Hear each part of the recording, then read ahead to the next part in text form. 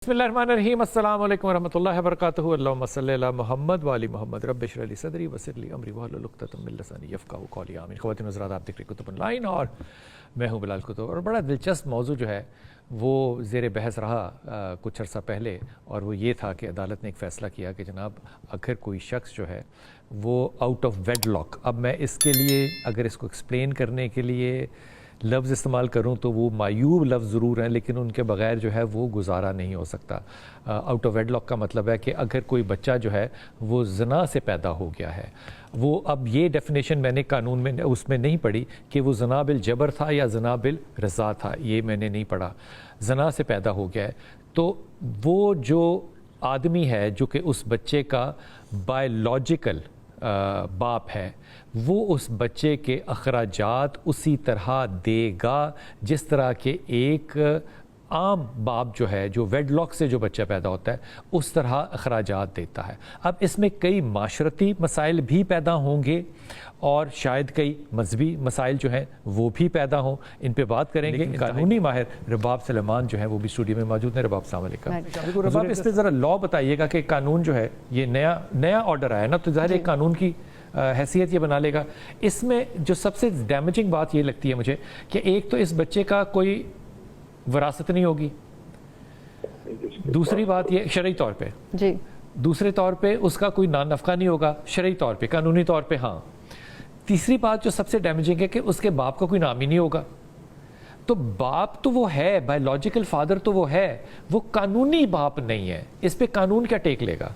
अच्छा, ये जो जजमेंट है that is not about the couple, ये उन लोगों के रेपिस्ट के बारे में नहीं है, बल्कि ये जजमेंट आपको बता रही है एक बच्चे, एक वार्ड का क्या राइट्स हैं, अच्छा, उसके बारे में एक्सप्लेनेशन दे रही है। उस बच्चे का क्या हक है? जी, एक बच्चे का और एक पाकिस्तानी का क्या हक है, और that falls under the constitution.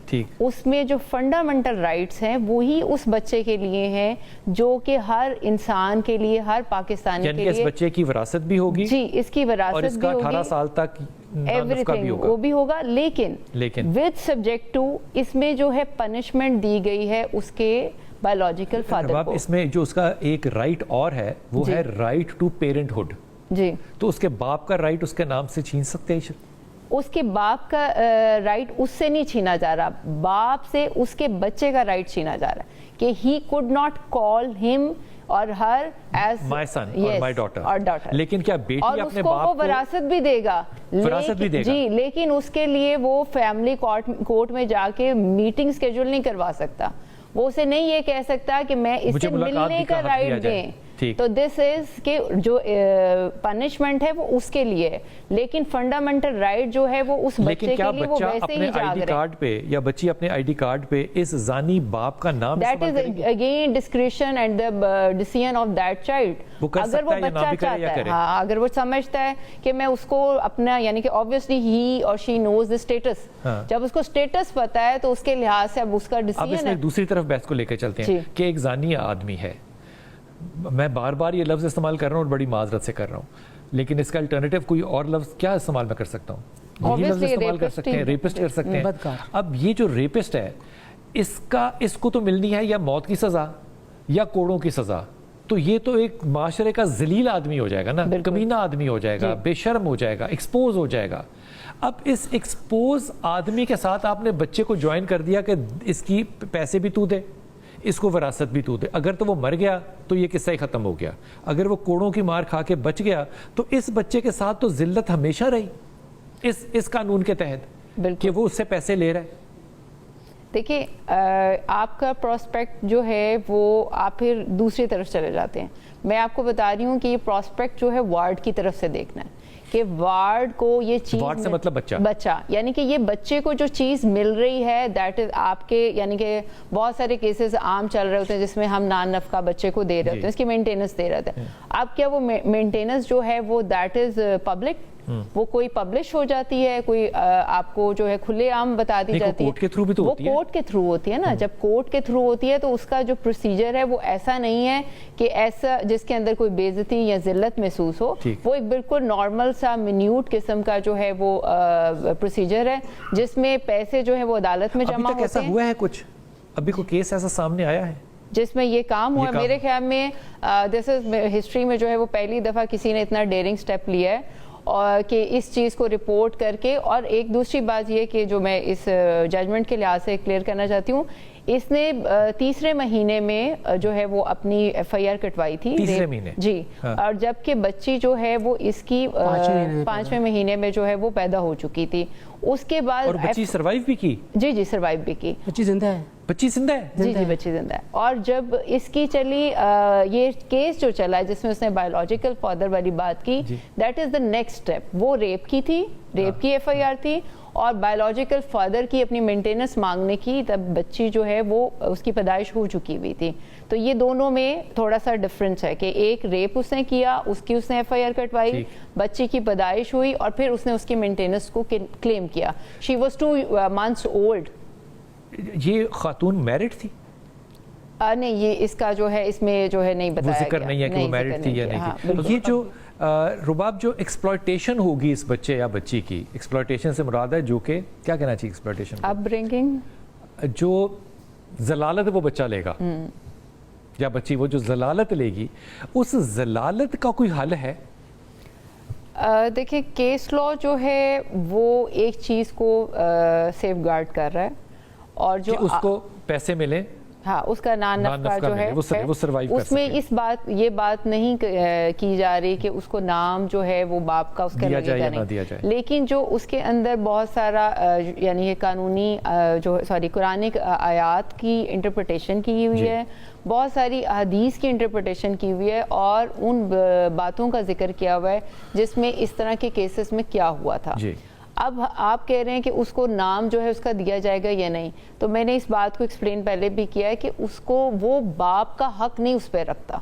باپ یعنی کہ بایولوجیکل فادر وہ ایک ہوتا ہے نا باپ کا حق رکھتی ہے. نہیں, یہاں پہ اولاد جو ہے, یہ جو بچی ہے, یہ اس کی ہر چیز اسی طرح انجوائے کرے گی جیسی اس کو ایک بچے کو ملتی ہے. وراثت بھی, بالکل, پیسے بھی, بالکل سب کچھ انجوائے کرے. نام بھی وہ انجوائے کرنا چاہتی ہے تو شی کین ڈو اٹ, اس کے اوپر ہے. بٹ وہ زانی جو ہے, وہ ریپسٹ جو ہے, وہ اس بچی پہ کوئی حق نہیں رکھتا. اس بچی پہ کوئی حق نہیں رکھتا ایز اے اولاد. یعنی کہ اب آپ دیکھیں نا کہ وہ محرم والی بات آ گئی کہ وہ بچی کے لیے محرم ہے یا نہیں, تو ظاہری بات ہے ایک بچی جو ہے اس کے لیے وہ کہتی ہے کہ باپ میرے لیے محرم ہے, تو اس کے لیے محرم ہے. اور اگر اس کے ساتھ کوئی بھی یعنی کہ شادی نہیں, کا حق جو ہے وہ لیکن وہ جو نہیں کنزیوم کر, ہاں وہ کہے کہ جی بیٹا میں تمہیں پالنا چاہتا ہوں, میں تمہارا بایولوجیکل باپ نہیں پال سکتا, بیٹا میں تمہیں گود میں بٹھانا چاہتا, یعنی کہ وہ جو ایک باپتا ہے نا, جو وہ فادرہڈ ہے, نہیں استعمال کر سکتا, وہ ختم, فادرہڈ ختم ہو گئی.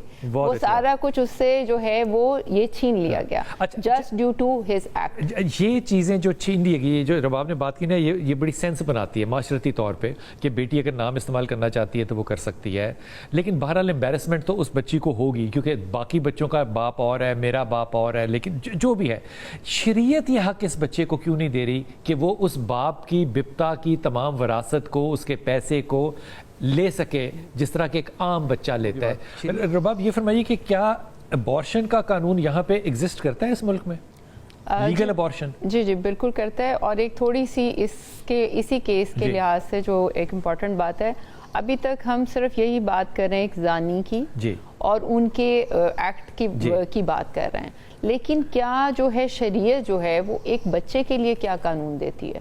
میرے خیال میں یہ ایک بہت امپورٹنٹ چیز ہے جس کو ہم اوور لک کر رہے ہیں. جی, دس از اے کوسچن مارک. اگر ہم ان کے اوپر احادیث اور قرآن کو کنسلٹ کریں تو اس کی کنسلٹیشن سے ہمیں یہی بات سامنے آئے گی کہ ایک بچہ جو اس دنیا میں آتا ہے اس کے لیے کیا کچھ شریعت کہتی ہے. اسی مد میں جو ہے وہ قانون بنا. یہ آپ یہ نہیں کہہ سکتے کہ قانون اس کے بیونڈ جاتا ہے. اصل میں صرف اینگل دیکھنے کا زاویہ, سوچنے کی بات, بتانے کی بات, انٹرپریٹیشن, اسکول آف تھاٹس جو ہیں وہ ڈفرینٹ ہیں, لیکن ان کی انٹرپریٹیشن کیوں مختلف آتی ہے؟ وہ اسی لیے مختلف آتی ہے کیونکہ وہ اس کو کسی اور زاویے سے دیکھ رہے ہیں. اس میں بھی جو ہم شریعت کا جو زاویہ بھی ڈسکس ہو رہا ہے اس پورے پروگرام میں وہ ریپ کرنے اور ریپسٹ کے اوپر ہو رہا ہے بچے کے لیے، لیکن وارڈ کے لیے ایک بچے کے لیے بھی تو شریعت نے قانون دیا ہے نا, اس کا بھی تو ذکر بہت ضروری ہے. میں ان تمام اپنے بچوں اور بچیوں کو خاص طور پہ جو یونیورسٹی گوئنگ ہیں, اسکول گوئنگ بھی خیر, اب تو خدا کے واسطے وہ جو اساتذہ نے بھی اس بات پہ کلاس نہیں لی نا بچوں کی, جو ہم کہتے ہیں کہ یہ میرا دوست ہے, یہ ریلیشن شپس جو فری لانس ریلیشن شپس ہیں نا, ان سے خدا کے واسطے احتیاط کریں. یہ فری لانس ریلیشن شپس نہیں ہو سکتے. وہ لا آف اٹریکشن جو ہے وہ وہاں پہ جب کارآمد ہوگا تو آپ کسی نہ کسی غلطی میں اپنے آپ کو انوالو پائیں گے.